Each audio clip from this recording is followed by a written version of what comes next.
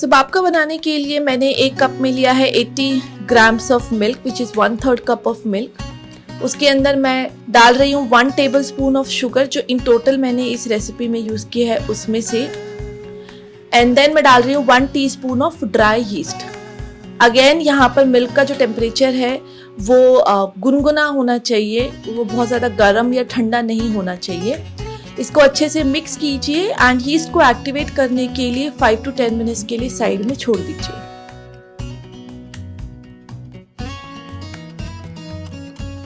After some time you will see कि ये बहुत बबली हो गया है, सो दैट मीन्स आपका यीस्ट एक्टिवेट हो गया है। Now let's prepare the dough.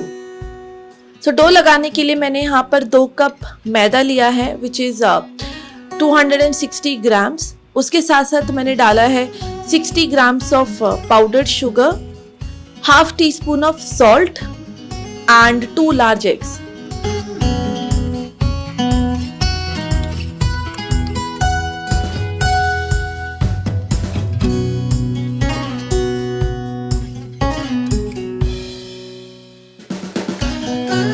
इसके साथ साथ मैंने डाला है जो हमारा एक्टिवेटेड यीस्ट का मिक्सचर है। एंड आज का डो लगाने के लिए मैं अपना फिलिप्स का हैंड मिक्सर यूज़ कर रही हूँ विद दीज ब्रेड अटैचमेंट्स।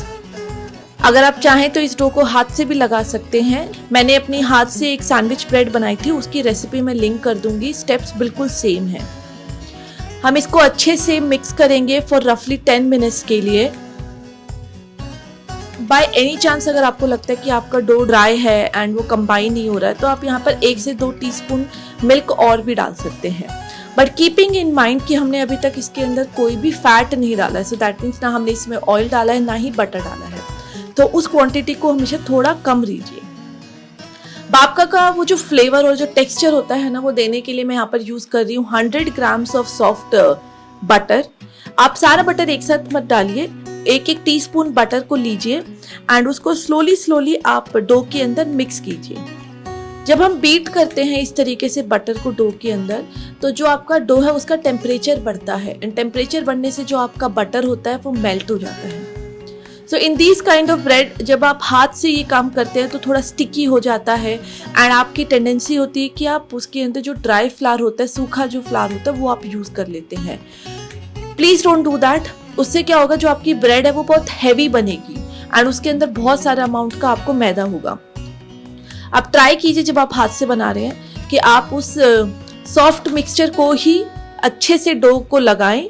आप उसके अंदर सूखा हो सके उतना कम से कम डालिए। इन केस अगर बहुत ज़्यादा स्टिक हो रहा है then it is a different story, but try not to use that and that is the main reason कि मैं इसके अंदर हैंड मिक्सर आज यूज़ कर रही हूँ।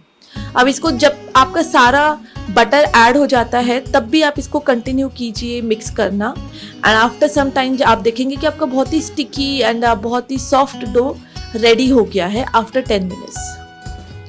प्लस जो बीटिंग होती है मशीन से फॉर 10 मिनट्स उसकी पावर ज़्यादा होती है लेकिन हाथ की कैपेसिटी अलग अलग होती है, तो उस केस में आप इसको 15 मिनट के लिए हाथ से मिक्स कीजिए। जब आपका डो लग जाता है तो हम इसे 2 घंटे के लिए राइज होने देंगे रूम टेम्परेचर पे एंड देन हम इसको 6 to 8 आवर्स के लिए फ्रिज में रखेंगे।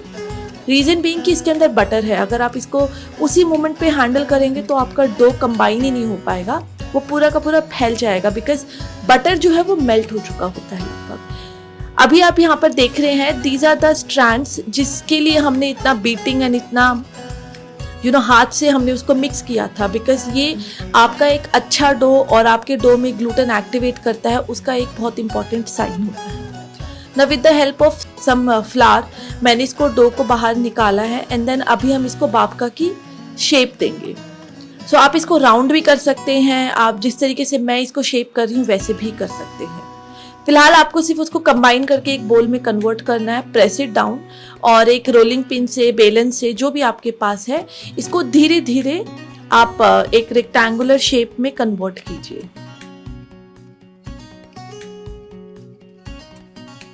मेक श्योर कि आप अपने डो है आप उसको बेस से बार बार उठाएं सो दैट कि वो चिपके ना। सो आज मैं अपने बाबका को फ्लेवर करने के लिए हम यूजिंग न्यूटेला स्प्रेड। आप इसके ऊपर कुछ couple of table spoon Nutella spread लीजिए, उसको धीरे धीरे पूरे ब्रेड के ऊपर स्प्रेड कीजिए।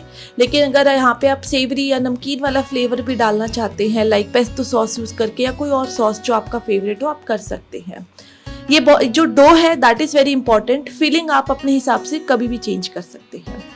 सो धीरे धीरे डो को पूरा इस तरीके से रोल कीजिए एंड लास्ट में आप इसको अपसाइड डाउन टक कर दीजिए। कॉर्नर्स को भी आप इस तरीके से थोड़ा सा डो को स्ट्रेच करके क्लोज डाउन कर सकते हैं।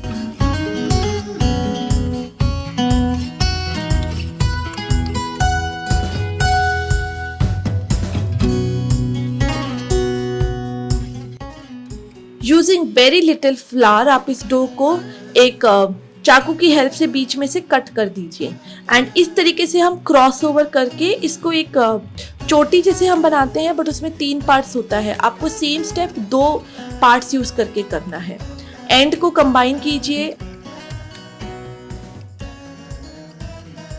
सो आज मैं इसे अपने ये लोफ पैन के अंदर बेक कर रही, तो मैंने इसको थोड़ा सा प्रेस करके इसकी शेप दे दी है। इसका लेंथ जो था वो मैंने बराबर कर दिया है।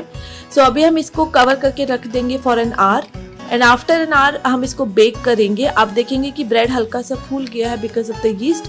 बाकी का जो राइस है वो आपको अवन के अंदर मिलेगा। सो इस ब्रेड को मैंने बेक किया है 180 डिग्री सेल्सियस फॉर रफली 35 to 40 मिनट्स के लिए। आपको ये बाहर से थोड़ा हार्ड लगेगी बट अंदर से ये ब्रेड बहुत ही सॉफ्ट है, बहुत ही डिलीशियस है। आई रियली होप आपको आज की ये रेसिपी पसंद आई होगी। Please to subscribe to my channel, like, comment and share guys. Amazing recipe next video में आपके लिए लेकर आऊंगी। Bye guys.